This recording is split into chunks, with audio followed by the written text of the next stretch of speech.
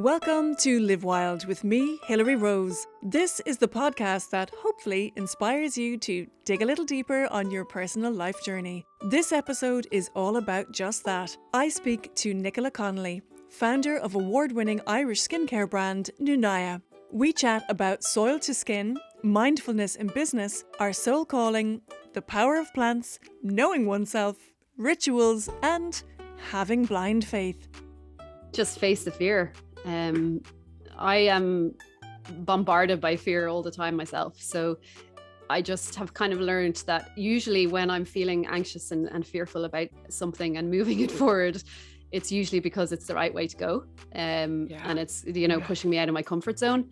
Easy to say, but I mean, it is scary, and it can be really, really hard to run your own business and to be an entrepreneur because you depend completely on yourself. But in that, there's huge possibility for growth and, growing, inside. Whether the business works or not is irrelevant. It's more, I think, as a person, it's kind of bringing you along on your own journey when you start to face the fears. But again, I think the second thing I would say is come back to your vision, like what's important to you and why are you doing this?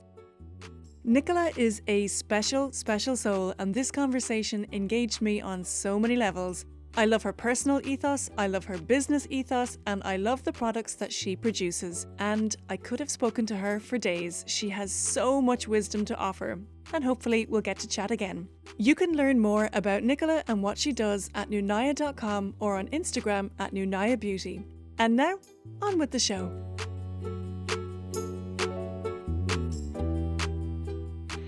So it is my absolute joy to introduce on the Live Wild podcast today Nicola Connolly of Nunaia Skincare. Thank you so much for chatting to me today, Nicola. I'm really excited about this chat. I know, I've really been looking forward to it all week, so thanks for having me on. Oh, it's my absolute pleasure. I'm really, really happy you're here. I love Nunaia, and it's going to sound really like product placement on this podcast, but I'm not you're not sponsoring me at all, but I love it. I've used it really for, I'd say, the last 3 years. And I heard you being interviewed on a national radio station, and it was actually your own story that drew me to the skincare brand. So I loved your story, which we're going to get into. And I love the ethos behind Nunaia. So I decided to try it out, and oh my goodness, it is like the cleansing balm and the serum. It's like putting a bit of magic on your skin, and I absolutely love it. So I had a look on the website, and on the website, and I'm going to read this part just to get it right. So it says it is skincare with a difference. It is a range of raw, living, superfood skincare rituals with a soil to skin ethos. Now, my heart skipped a beat when I saw soil to skin, because it's the first time that I've actually seen that phrase being used. It might be used elsewhere, but it's the first time I saw it. And I just thought, oh my goodness, she's on it. That is really, really, really beautiful. And it's a lovely ethos to have. But maybe for those who aren't quite familiar with soil to skin, what does it mean to you, or how would you explain it? Yeah, I suppose I guess it's part of a bigger vision about the world, and I suppose our place in it. So for me, when we talk about soil to skin with Nunaia, it means that it's right. We look at skincare not as a finished product, but we look at it from the soil. So we're looking at the quality of the soil before the seeds are planted. Wow. For the plants to grow, which is where we get our actives from. And then we're looking at making that as planet and people friendly as possible, right from the soil to the customer, or somebody like you who's using the products. And then we're trying to build into that a way of actually returning everything that we use back into the ecosystem without causing any harm. So it's like a circle, if you like, and it's soil to skin to soil, and trying to move ever closer to actually leaving things better than we find them. Wow. I mean, it's so impressive, and it's so complex to even try and break that down. What does it look like in every single element? You know what I mean? Like you're saying, from the condition of the soil to, I'm presuming, the way even the way the seeds are planted. I mean, I know there's one skincare range and they plant to specific times of the moon and that kind of, and it's a real science, but it feels like this kind of I don't know, like an esoteric science almost, that it's like you really have to, really pay attention very specifically to every single element of what you're doing to really, live the ethos essentially. That's it. And I think that's really it. It's coming back into mindfulness with every Mm. element of how we live. And that includes every product we consume, and looking at like every element of that, I suppose, the supply chain. How can we bring that mindfulness to each element? Because I mean, I suppose, we're here today on the Live Wild podcast, and it's really about how can we connect back into nature, which sustains us. And so Mm. how can we support her? Oh, that lights my fire. Absolutely. Because it's just, she, like, Gaia, Mother Earth is there the entire time supporting us. And I think that we have walked away from it on so many levels. So I feel like there's a deep calling to come back. And like you said, the more that we support her, the more she can support us. It's there for us all the time, right in front of us. Yeah, exactly. And there's enough for all of us if we look after her properly. So Yeah. yeah, it's just, I mean, it just makes sense, doesn't it? Absolutely. It makes so much common sense. Yeah, it really, really does. And I feel like especially when you say there's enough for all of us, absolutely. That's what I feel like as well. And I feel it's going to take almost like a decentralization and a bringing back to smaller communities for us to be able to do that again. That was the way we had lived previously. And then, obviously turned into this super scale mass production, which served its purpose in a sense as well. But I feel like there's a calling now to come back to the smaller communities and try and support each other in that way. Mm-hmm. Yeah, absolutely. I agree. So let's backtrack for just a minute. I was really interested in your personal story about how you ended up in South America. What you were doing career-wise before that, and how you made the leap then into the skincare range. If you wouldn't mind telling us about that. Yeah, sure. So I'm from Dublin originally, and I graduated college, and I got onto a kind of a graduate program with IBEC at the time. And I was working for Ryanair. So I went into Ryanair. I had studied languages in college. So I came out with, French and Spanish, and I went into Ryanair, and it was sort of, I suppose, good timing.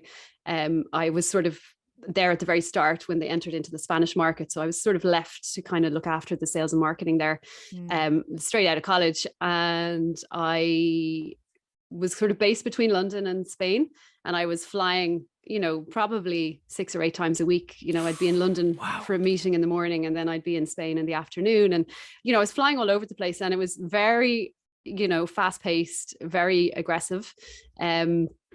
And there were elements of that I really enjoyed, and it was kind of exciting, and I got huge responsibility because I was quite young at the time, and I learned so much about, business. But I kind of quickly learned after about 6 or 8 months, I sort of realized that it was sort of bringing me down a road into a more kind of commercial career, if you like. Mm-hmm. And I could kind of see what would happen if I stayed in it. And there was something about it that just didn't speak to my soul. And I knew that I could stay, and I handed in my notice, and because I needed to move and to do something else, and I handed in my notice, and then I got offered the carrot of the job looking after the Spanish market, which was at the time when I was so young, it was pretty big, kind of I suppose carrot, I will say.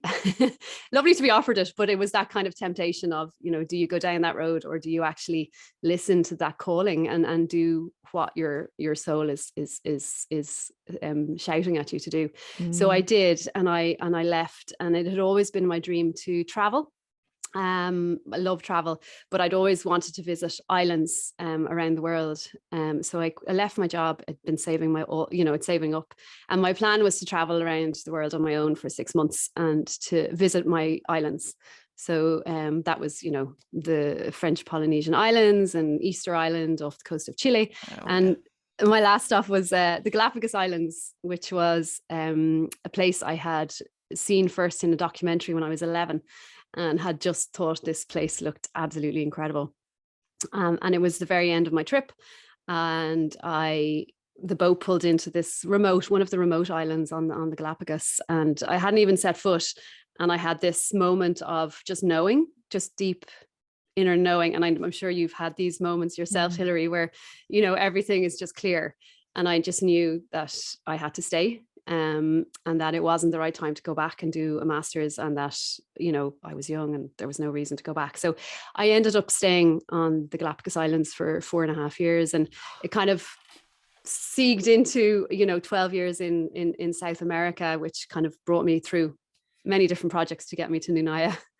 Wow. I mean, it feels like such a brave thing as well for you to leave. I mean, what would be considered and was a very, very good job and probably a very well paid job. And, we're fast tracking to something, greater in the corporate world, no doubt.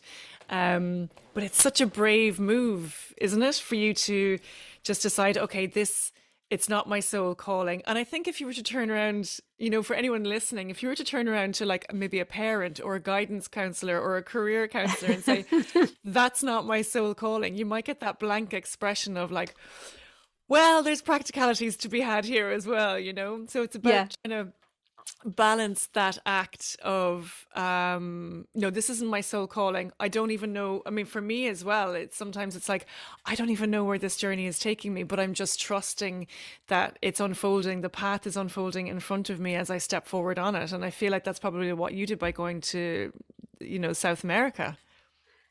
Absolutely. I first of all, I fully recognize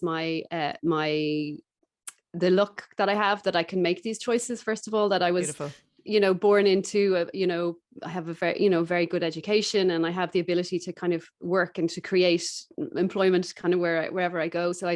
And also the space and the ability to kind of move and do those things. So I'm first of all super grateful for that. But I'm also really blessed to have, parents who really supported, this idea that we have one life and it's short. Yeah.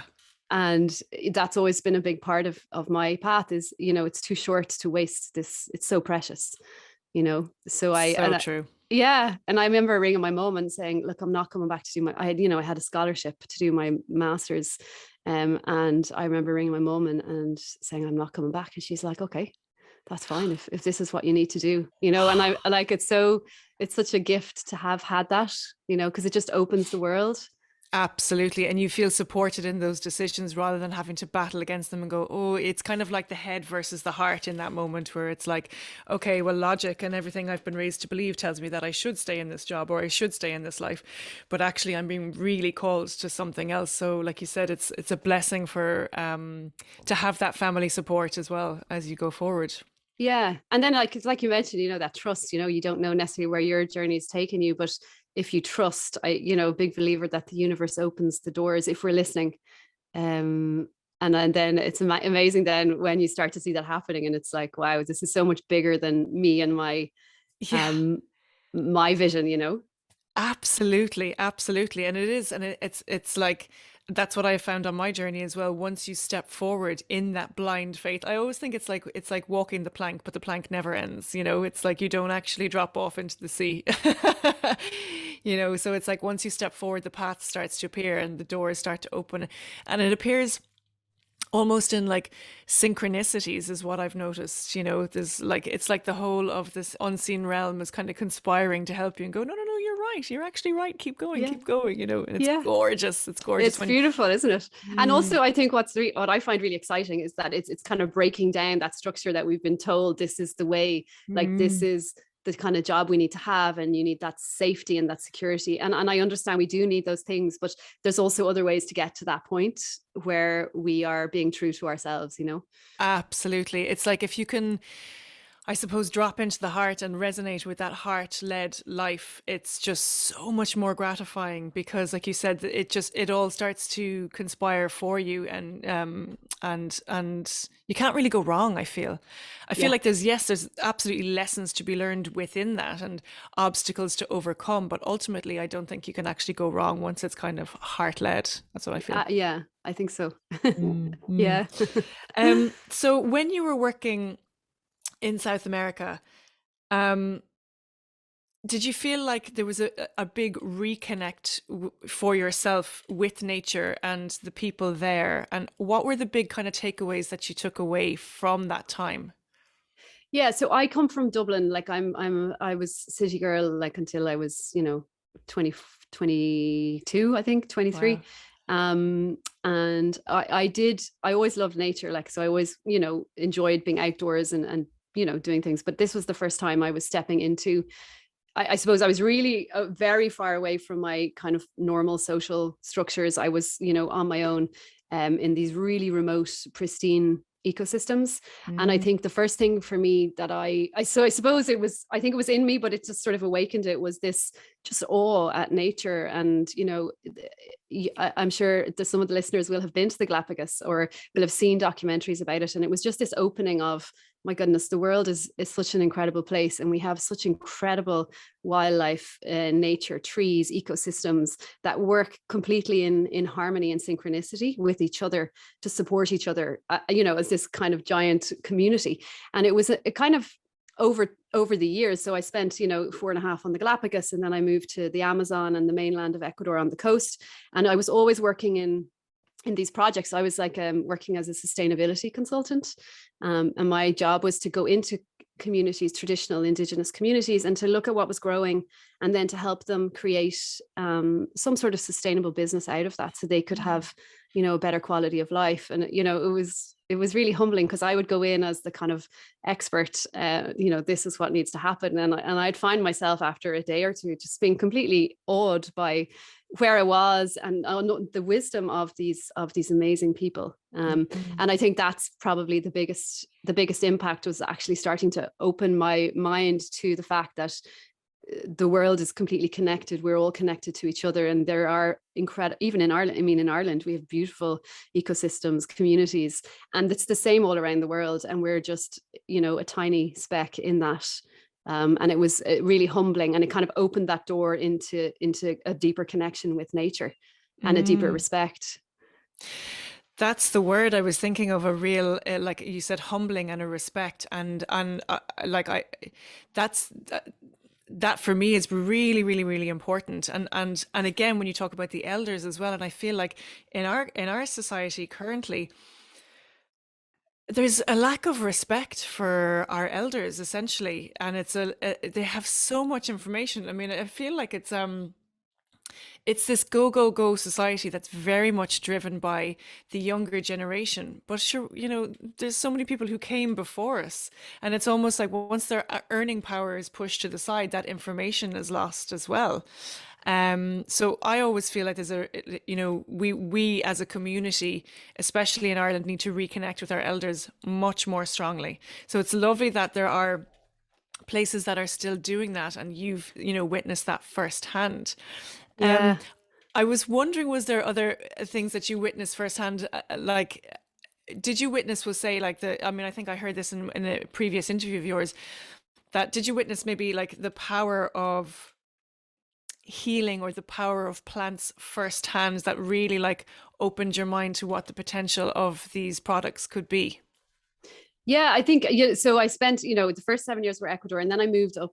So that was very much a kind of a working in sustainability, and I was working in the aid agency. So it was a kind of a more, like, I wouldn't say business role, but it was more that. Mm-hmm. And then I moved up to the Andes, and I moved up to, I suppose, what would be regarded as like a spiritual community.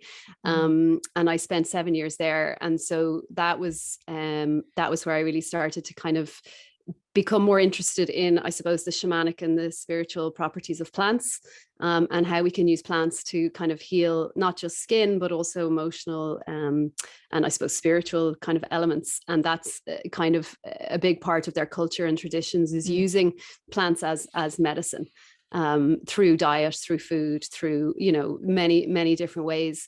And I kind of spent 7 years learning and studying and apprenticing with different teachers and sort of medicine people, Wow. learning. And I mean, like, incredible experiences with different sort of healing methodologies.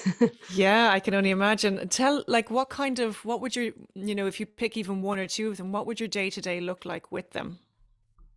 Yeah, so I would, I mean, obviously during all this time, I still had to try and earn enough money to support myself. So I would do kind of consultancy work or whatever, to sort of survive. And then I would dedicate 3 to 4 days a week to study, and research, and apprenticing with, different people. So I think initially it started out, it was very much my journey of reconnection with myself, which I think it's where most of us start. We kind of realize something isn't working for us. Mm. And then the doors start to open and we start to explore more. So I spent the first couple of years just kind of working through, my own personal journey and reconnecting with myself. And then as I started to do that, I was amazed at the power of some of the different ways of teaching. So, the day-to-day of my life was really about building ritual into my life. So understanding what I needed to stay grounded and healthy, which I think is the first step to know ourselves. And then I would build, rituals into my day. So, would start with very early morning meditations. I lived in this, beautiful spot under these Incan ruins.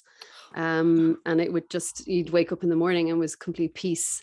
So it was that real taking that time out to reconnect with myself through meditation, through sitting at my altar, and then heading out and going into this beautiful temple where I would work with a lovely healer and learn about plants and how we could use them. Wow. That I mean, there's a shard of me that's really, really jealous. That's just so amazing. It's so amazing. But I suppose for people then at home that are listening, going "Oh," like me, going, "Oh my God, Yeah. I would love to go to South America, or I would love to that."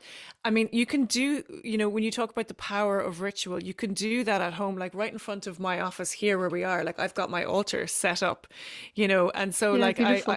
I love it, and I sit at my altar every morning. And that consists of candles and crystals and Palo Santo or whatever else. There's no kind of rhyme or reason to it. I just kind of go with the flow of what Yeah. I feel I need that day and every Yeah. day. And sometimes that changes.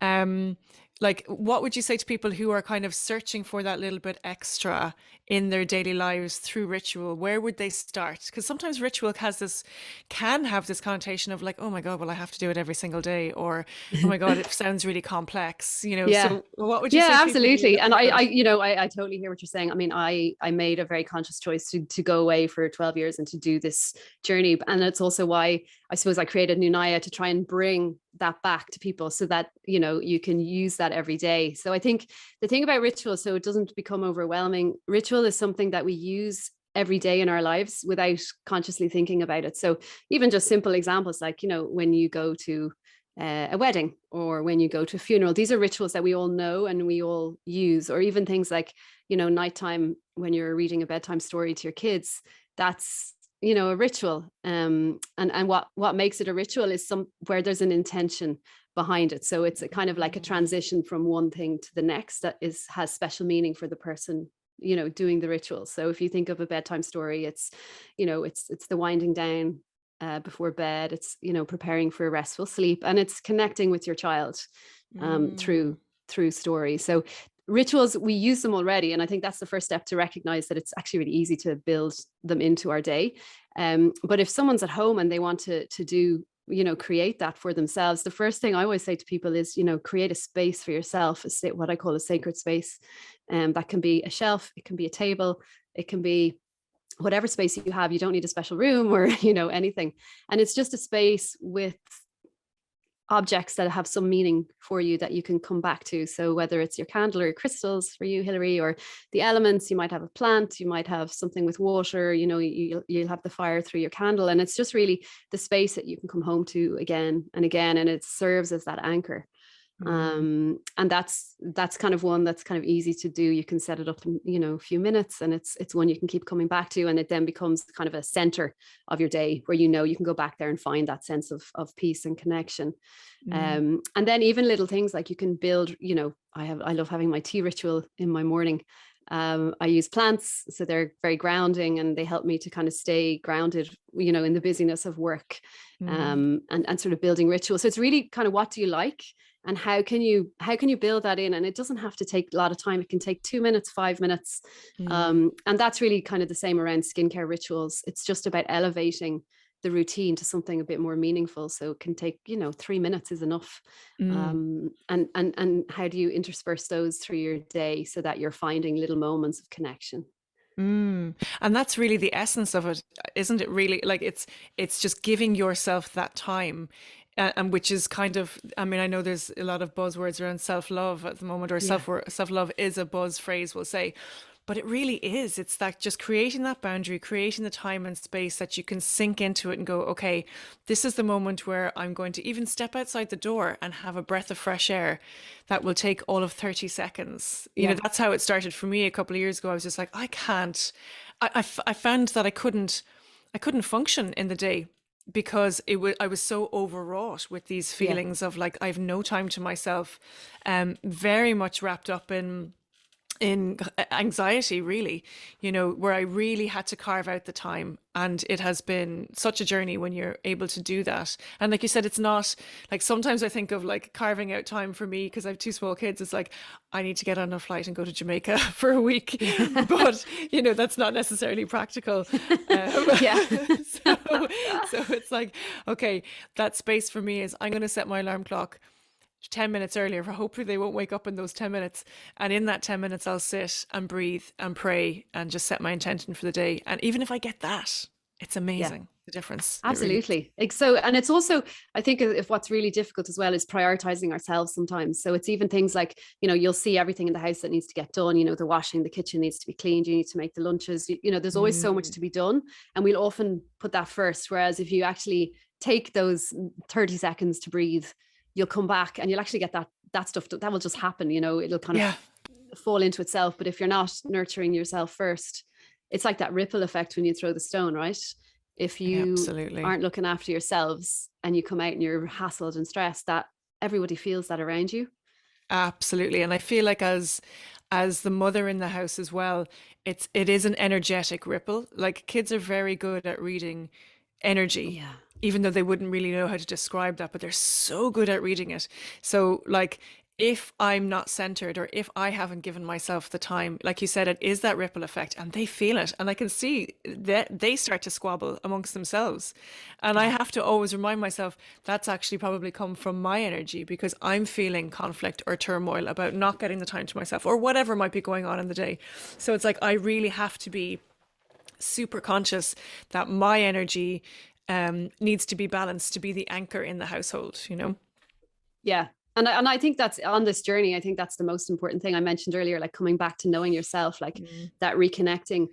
Because if you know yourself, you can feel much quicker when you're coming out of sync.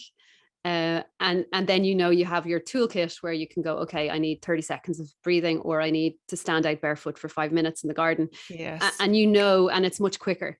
And also then it helps you to start becoming, your life becomes a bit steadier. So you're not having these, you know, ups and downs as much.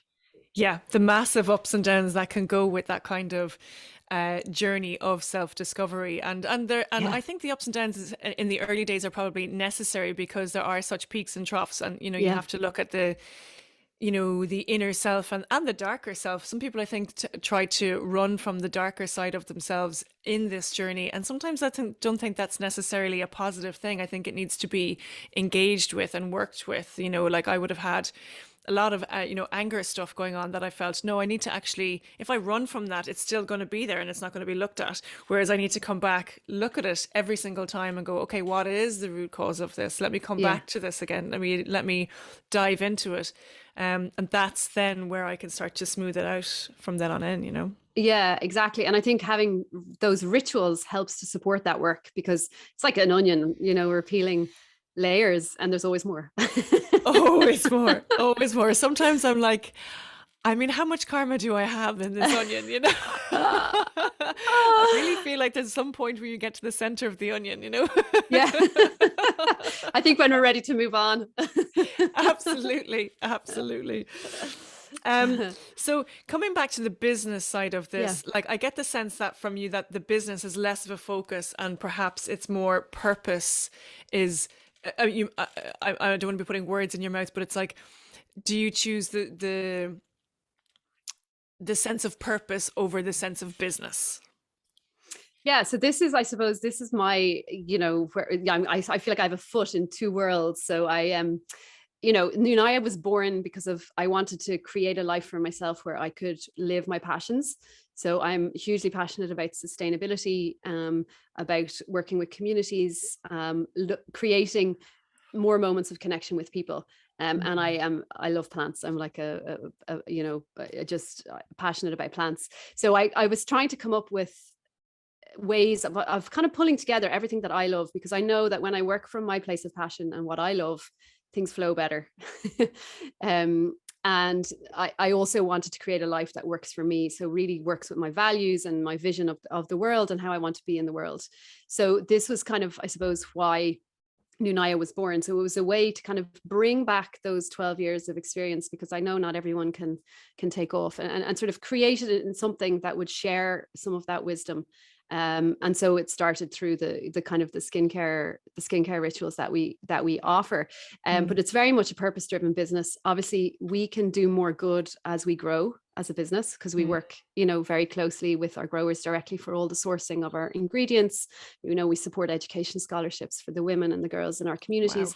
Wow. So we have lots of projects, and as we grow as a business, we can do more good, if you like, or we can support them more. So for me, it's important that we do grow, but we are definitely the antithesis of the current commercial model in the world. So I lived on the Galapagos, and this was the first time I was introduced to this idea of carrying capacity. So it's a system whereby they did a really in-depth study, and they look at the islands and the visitor sites, and they work out, based on the resources like water, the terrain, the delicateness of the ecosystem, how many tourists can these places support? How many humans? And for me, that concept was like, we're from a society where it's always about growth. It's about more. It's about it growing your revenue, and you need more stuff and you need more money, etc. This was the opposite. It was actually, okay, we can get to this point, and after that, then the environment is going to suffer. So we'll come out of balance. And it's something that stayed with me, and it's something I really try to build into Nunaia. So we don't want to become L'Oreal. We really want to help our customers to find those moments of connection, but doing it in a way that actually regenerates people and the communities that we work with. So it's a dance, because we do live in this corporate structure of growth and more sales. I know by growing, because we're still a small business, we can do more, but we're very conscious of how we do that. So it's a dance. I love it. It's like when you said you're split between two worlds, essentially, and I know you started with shamans, so essentially you are a shaman of what you're doing. So you're stepping from the natural world and the sustainable world into that business model and trying to just blend both of them, which is fascinating. It's I think it's a gorgeous approach to what you're doing. It's really, really great. Not always the easiest, but absolutely. I'd say there's a constant temptation to, okay, well, and especially if you have, like you said, you're in this current business model where, you probably have staff. So you have to pay bills, and you have to pay, all of these things that obviously go hand in hand with a business. So there's always, I would imagine, like you said, the temptation to expand and expand and expand. But then when you come back to exactly what you stand for, it gives you that boundary not to go beyond that. That's it. Yeah. And it's that, we were talking about that earlier. It's like, what's your vision, and what do you want out of your life, but what's also your vision? So I have it on my wall in front of me. So every decision I look up, and it kind of reminds me, okay, wait a second, that's not the right road. Brilliant. We need to come back. Brilliant. It's great. And sometimes you do need that visual reminder. Sometimes I feel like I need to get them tattooed on me. I know. Yeah. Yeah. So, and as well, Nunaia means soul tribe. Am I correct in saying that? Yes. So it probably speaks for itself, but do you have a little backstory as to where that came from? Yeah. So I suppose words have vibration. So they all carry vibration and kind of the words we use. So I wanted to create the name for the brand. I really wanted it to represent what we're trying to do. So up in the Andes Mountains, they speak a language called Quechua. And they have a really fascinating philosophy about community and tribe. So the word Nunaia, Nuna means soul. And I suppose it's at the base of what we're trying to do, which is help people to kind of come back into connection with themselves and their souls and their spirit. And then the Aya is a mix of two words. So they have this idea called Aini, which is a huge part of their culture. And it basically is based on reciprocity. And it was a game changer for me and the way I worked and the way I walked in the world, because they base it around that today for me, tomorrow for you. Beautiful. And they will literally, it's their community. So they don't own their land. They get a lease for 20 years, and they are the custodians of that land for that period. And it's up to them to kind of look after it and care for it, because it will move on to somebody else in the community, afterwards. But it's literally as simple as somebody's building a house, the whole community will come over. The men will all be up on the roof, putting the roof on it. The women will be below cooking food and preparing. Then they all share food. But next year, when you're building your house, everyone will come back and do the same for you. It's a Wow. really simple example. And that's the word "aini." And it's, I suppose, that you asked me about soil to skin at the start. It's this idea of a circle. So it's all about reciprocity, because, nature gives us incredible plants. We're blessed to work with amazing growers who are custodians of these unique ecosystems. So it's, how do we give gratitude, and how are we reciprocal? So that's sort of the idea behind Nunaia and the word soul tribe. Like, we're all connected. Mm. And every time we say the word Nunaia, it's, creating that vibration about what we do. Oh, I love that. I love that. Yeah, absolutely. I mean, words carry such intention and vibration, and it just, I, and it's funny. It takes, I think some people may not be aware of the level of vibration that comes from your words. It's like it spreads out into the consciousness. So in a sense, you have to be really, really mindful. Yeah. I want to come back to the community that you spoke about and people mending each other's houses and sharing and helping. We used to have that in Ireland, and it was called mehel. Okay. Yeah, it was called Mehel. mehel. Yeah. And it Wow. was this community of coming together, thatching each other's roofs, caring for each other's children, cooking, sharing.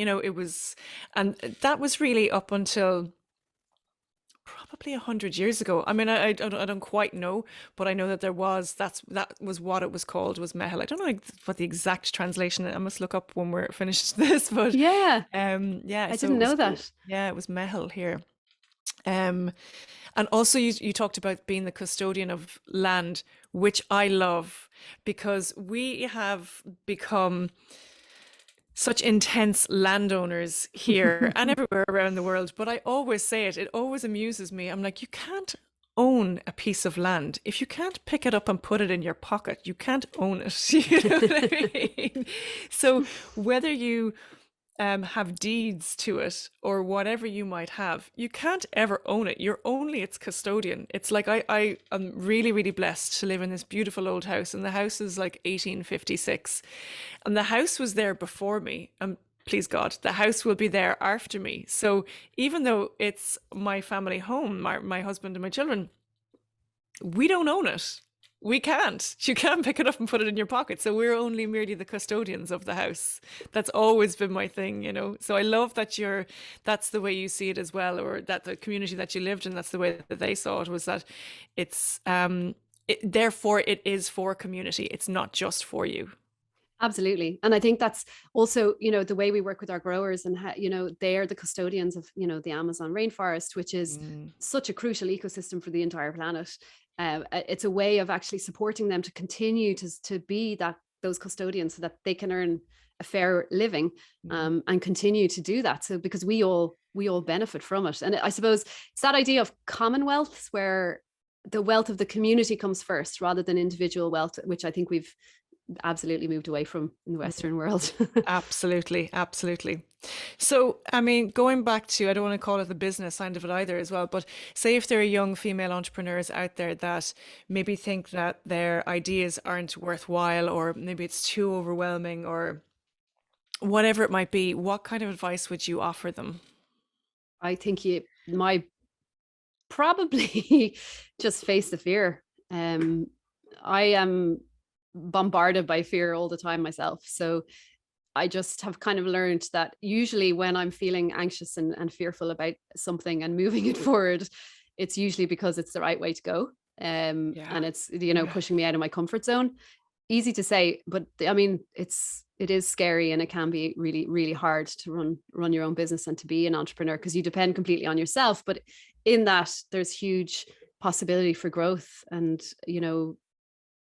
growing, inside. Whether the business works or not is irrelevant. It's more, I think, as a person, it's kind of bringing you along on your own journey when you start to face the fears. But again, I think the second thing I would say is come back to your vision, like what's important to you, and why are you doing this? And so if you're clear on that, anytime you get shaky, or you kind of might have a day where you're like, oh my goodness, what am I doing? You can come back to it, and immediately it helps you kind of realign, because I think it's a Mm. constant journey of coming back into that balance. Absolutely. I think that is amazing advice. It's the best advice because it's like if you have a vision and like you said, there would be curveballs that would be thrown at you and you might feel shaky in your vision or you might feel like, oh God, is this path really for me? But if you hold firm in the vision, eventually it will. And like you said, whether the business becomes a success or perceived, and I will say the word perceived success or perceived failure, because sometimes what somebody's perceived failure might actually just be, oh my God, that was just, directing me onto the better part of my life or the path that I needed to go onto. Whereas I Yeah. think you can get very bogged down in perceived failures, when sometimes, no, it was actually just directing you to a different part of your life. Exactly. Yeah. And I think sometimes society as well, it kind of tells us that this is what success looks like. So Yeah. and that whole Instagram social media culture, it kind of tells us this is if you're successful. But I always like to come back to one of the kind of ancestral beliefs is that we're all born with different gifts.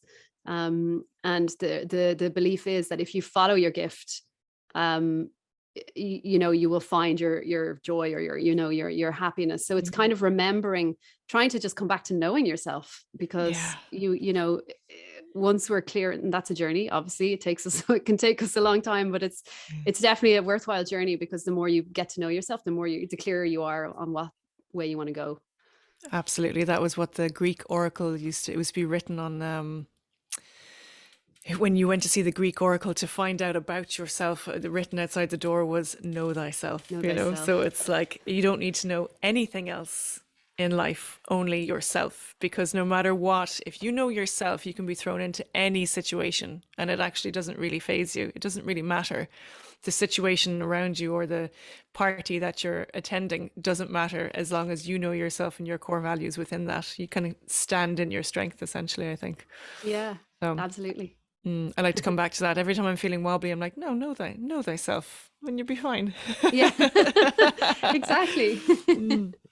So, well, aside from Nunaia as well, or aside from the skincare range we're seeing on the public forum, there's another side to the work that you do, which when you brought it up, I went, oh my goodness, this is so beautiful. It's what I see as much, much needed. And it's to work with supporting women one to one to bring them back into balance with their menstrual cycles. Can you tell us more about this? Yeah. So this was I suppose this was probably how I started my kind of I suppose spiritual journey up in the Andes, where I, as part of the apprenticing with this beautiful medicine woman, I started working with my own energy and my own menstrual cycle. So using Mm. kind of shamanic energetic principles. So she, I suppose, took me through a journey. It took 3 years initially to kind of work through. She shared, my own personal journey about coming back into our cycles. So it's kind of linked with coming back into balance with ourselves, but also with nature and the nature around us. So it was really learning how my own menstrual cycle worked, and then working really, really deeply and intensively to kind of bring it back into balance. So now my menstrual cycle is a tool. It's like my compass Hmm. for my life. And it's the tool I use every single day as a guidance of what I need to be doing, when I need to be doing it. Wow. And so I kind of did my own personal journey. And then I started to learn from her in terms of working with other women. So now I have private clients who I sort of take through. We look at where they're at and what their goals are, but it's really just about helping them to come back into that sense of balance so that they understand themselves. So that reconnection again, how can we reconnect with ourselves using our cycle? Because our cycle is like the basis as women, or as people who menstruate. It's absolutely the basis for our sense of well-being and happiness in the world. Agreed, agreed. And it's something that I only came to it again recently was like in general my menstrual cycle is always, very much bang on, but it's only in the last 6 months that I mean, I'm going to say it. I know it's going to sound absolutely bizarre. and I'm sure there'll be plenty of eye rolling going on the listener side, but it it felt like a womb awakening is what it felt like to me. And it's like, um I know this sounds really, really bizarre, but it like, so for me, when I was pregnant, the first flutters of life that you feel, it's like little flutters or bubbles or whatever. And I'm not pregnant currently, but it feels like that. It's like she's awake, and it's like it's this sentient being which is just communicating all the time. And when you say that Yeah. your menstrual cycle is your compass, I feel like that's what it's become for me. It's like an intuition or a guidance, and I'm still really figuring it out. Um, but it's been amazing. It's been and bizarre, like Yeah. bizarre, because I feel like even the disconnect that I had previously felt in my body that I wasn't aware of, now it's connecting up. Everything's connecting up, as in the womb space, the heart space, everything is connecting up bit by bit. And it is a journey and it does take time. But and it's funny when you start to awaken that side of yourself, like literature comes your way that you're like, oh my goodness, I didn't even, okay, yeah, I'm going to read this now. And then, I schedule an interview with you, and at the end of it, you say, well, it's about menstrual cycles, and I'm like, it's all these again synchronicities that start to Yeah, come your way to help support you on the journey. So absolutely. when you are guiding people one to one, what does that really look like? Yeah, so I think our menstrual journeys are, it's so deep, and it's like you say, it takes a while, it takes years, it's really, we're reconnecting with this primal ancestral wisdom, as women or as menstruators. And what I suppose what it looks like is really quite personalized. So we look at each person, Mm, very much where they're at in their own journey, and I suppose what they're trying to bring back into balance, or why are they interested in this. And then I take them through a kind of a journey of reconnection with, some people will have heard of cycle syncing. So we look at that both from a charting perspective in terms of looking at your cycles, and sort mm, of explaining for each person and understanding what's happening for them at different stages, because our menstrual cycle isn't just the days that we bleed. Our menstrual cycle is the full 28 or 30-day cycle, mm. and there's a lot happening over that month. Yeah. Oh yeah. Yeah, and it's absolutely, like, it's just incredible, because when you start to, it's coming back to this again, know thyself, right?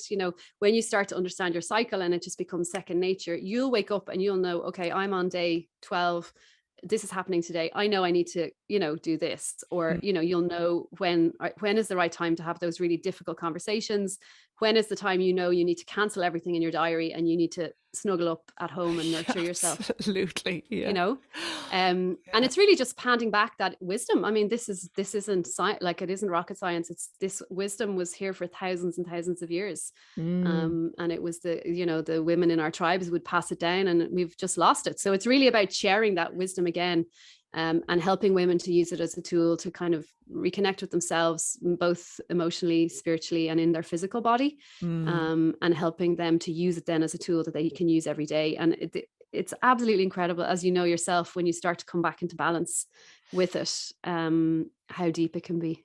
Absolutely. And it does take that time to recognize all the different parts of it. Like I know when I'm ovulating, I know it because I've got this c- crazy energy, not in a bad way, but it's just like, all right, let's go do stuff, and that's, and I feel very full of life during that time.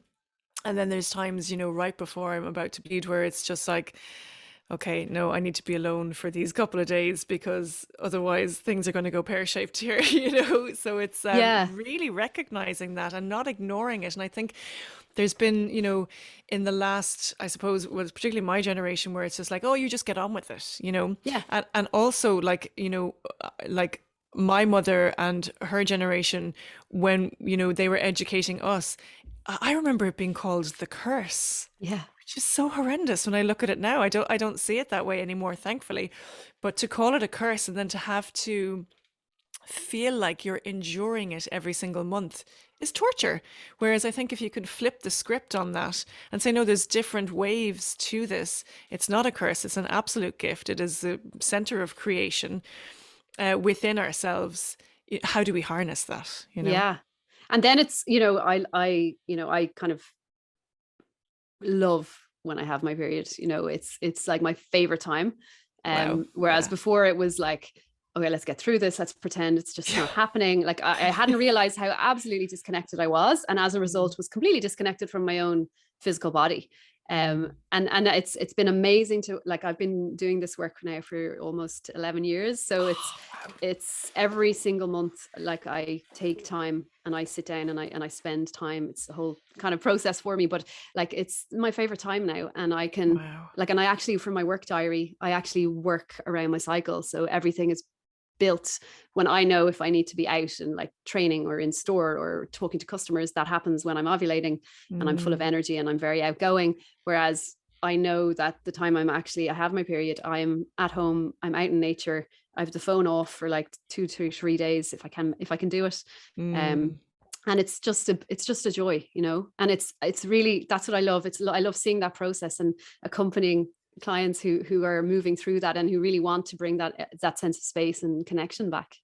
That is absolutely mind blowing. I'm going to take a leaf out of your book 100% because I feel the same. And again, this is all quite new to me only in the last couple of months, only in the last couple of cycles. I have really looked forward to it. Whereas before it was always that kind of bothersome, oh, well, I can't go swimming now, or whatever it might have been that kind of Yeah. upset my routine. And now it's like, and actually, it used to come with a lot of pain and discomfort, whereas now it doesn't. Mm. And nothing has changed in a sense, only my, I suppose, deep sense of it. So I don't have pain or discomfort anymore. Now it feels like, and I know this is going to sound bizarre, but it feels like a big warm hug on the inside. Yeah. And I Amazing. love that. And it's just Yeah. like, I never even imagined that that could have been possible. Yeah. But it's just whatever has shifted within me that has now become prevalent, and it's incredible. It really That's is. amazing. Yeah, Mm. it's beautiful. And it's always great to talk about this because I think we don't talk about it enough. So for your listeners as well, like it is possible to feel completely different about your cycle. I And agree. for it to bring you this sense of joy and this kind of cocooning kind of hug element. Yeah, and you're right. It's that time, and I'm absolutely going to now do that. I'm going to block book those 2 to 3 days Yeah. when I know my cycle is due, that I'm just not going to do anything. And it is a time when I feel like I do need to kind of get into my cave and rest and recuperate because there's so much going on physiologically in the body. I mean, and I noticed as well, like I take in loads of water, so much water in the days prior to it, and I'm extremely thirsty, extremely grumpy. But actually, if I hydrate and rest properly, it allows my system to kind of flow more correctly, so that Yeah. when the bleed is happening, you are literally losing so much fluid. You have to replace that fluid.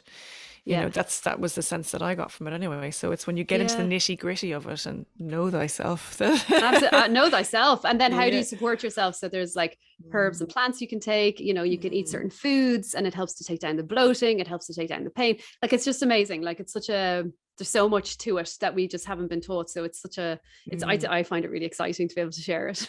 Awesome. Well, I do too. I do too. Yeah. Okay, so I've got a little Live Wild pop quiz if you're happy enough to do Yeah. this. And it's a kind of a quick fire fun round. So, all right, this is the Live Wild pop quiz for you. What is your favorite herb and why? Lavender. Oh, nice. Why lavender? I have a very special relationship with her. So, Okay. yeah, really special relationship. She speaks to me. Ooh, And wow. I just think it's an amazing, she's just beautiful. She's a beautiful plant. It's so safe. Everyone can use it. Mm, Benefits are immediate. And I just love the soothing properties that she has and that she carries. It just yes. lifts the spirit.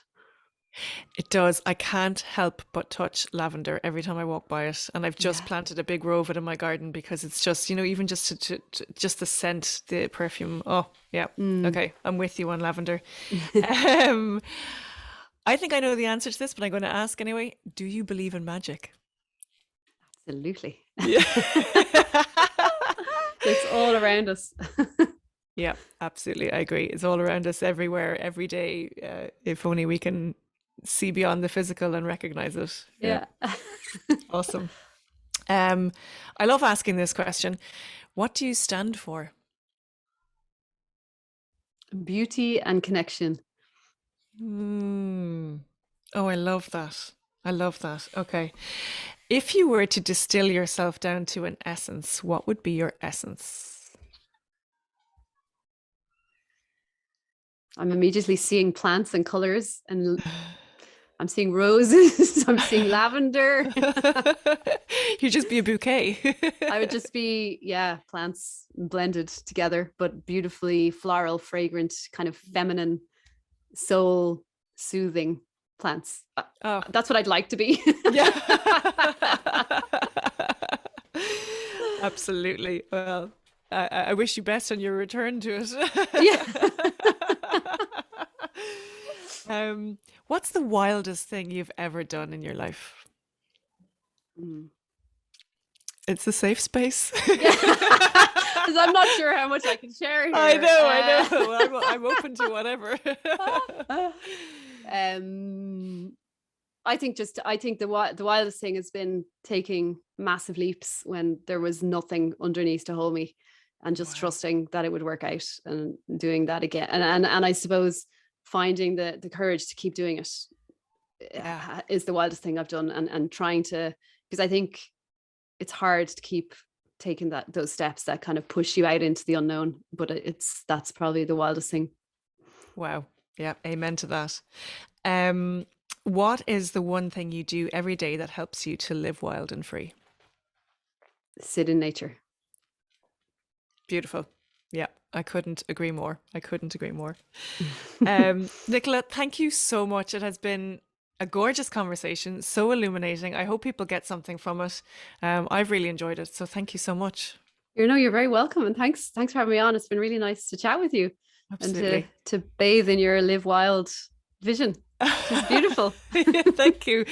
Thank you. Hopefully it'll help people and benefit people, and no doubt we will chat again. I feel like there's a second chat maybe in season 2. I think that onion, Hilary. Yes. I think it is. When are we going to get to the center of it? Yeah, never. Thank you so much, Thanks Nicola. a million, Hilary. Thank you. So welcome. Thank you.